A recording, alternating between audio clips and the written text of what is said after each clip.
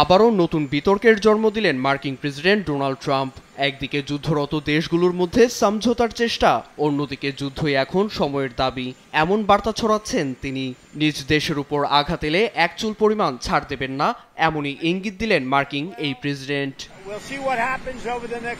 যুদ্ধই যেন সময়ের দাবি, এমন যুক্তি দেখিয়ে যুক্তরাষ্ট্রের প্রতিরক্ষা মন্ত্রণালয় পেন্টাগনের নাম পরিবর্তন করে যুদ্ধ মন্ত্রণালয় রাখলেন ট্রাম্প।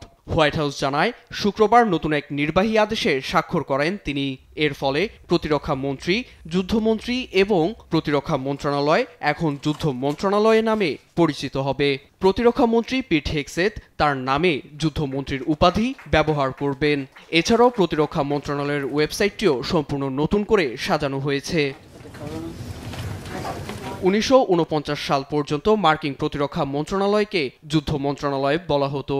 পারমাণবিক যুদ্ধ বন্ধের ইঙ্গিত হিসেবে এর নাম প্রতিরক্ষা মন্ত্রণালয়ে করা হয়। 75 বছর পর আবারও যুক্তরাষ্ট্রের সামরিক সদর দপ্তর যুদ্ধ বিভাগ নামে পরিচিত হলো। এমন পদক্ষেপ সম্পর্কে প্রেসিডেন্ট ট্রাম্প জানান, বর্তমান বিশ্বের পরিস্থিতির প্রেক্ষাপটে সবচেয়ে উপযুক্ত নাম এটি। এই বিষয়টি নিয়ে আমরা অনেকদিন ধরেই ভাবছিলাম। অনেক আলোচনার পর আমরা এই সিদ্ধান্ত নিয়েছি। এই পদক্ষেপ বিশ্বকে দেখাবে যে আমাদের একটি শক্তিশালী সামরিক বাহিনী রয়েছে। আমরা ইরানের সম্ভাব্য পারমাণবিক ক্ষমতাকে ধ্বংস করেছি। আমরা প্রথম বিশ্বযুদ্ধ জিতেছি, দ্বিতীয় বিশ্বযুদ্ধ জিতেছি। কোনো শক্তি আমাদের পরাজিত করতে পারেনি। তাই বর্তমান সময় বিবেচনায় যুদ্ধ মন্ত্রণালয় এটাই উপযুক্ত নাম। এদিকে বর্তমান যুদ্ধমন্ত্রী পিট হেগসেথ বলেন, প্রেসিডেন্ট ডোনাল্ড ট্রাম্পের হাত ধরেই আগের শক্তিশালী আমেরিকা ফিরে আসবে। এটি কেবল নাম পরিবর্তন নয়, এটি পুনরুদ্ধার।